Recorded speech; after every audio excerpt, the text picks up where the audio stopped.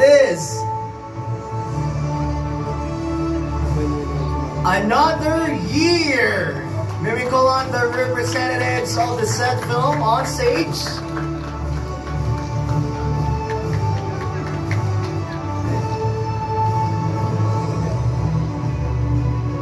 And of course,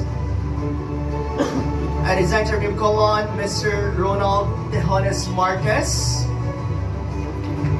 for the said award. And maybe hear also the speech of the winning team.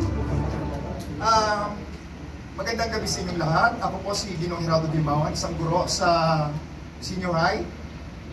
At mapalad ang aking pag-aaral mula sa Yums, grade 12, na ang kanyang pelikula ay naging bahagi nitong festival na ito. So, Makabulok Festival na ito.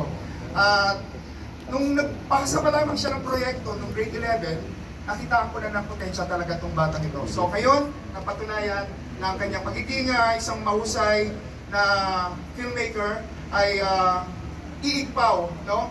At dapat nga kasama siya ngayon, pero medyo may komplikasyon doon sa kanilang bahay na kailangan mag-stay muna sa bahay nila kasi nga doon sa issue ng lindol. Pero sabi ko, kung ano man mangyari, ang karangalan ay para sa iyo.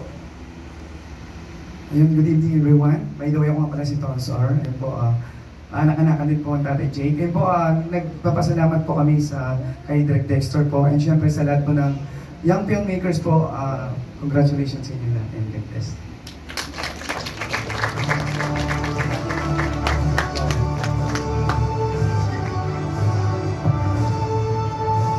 Congratulations, friends from Manila. This scope is getting wider, Dr. Benyas.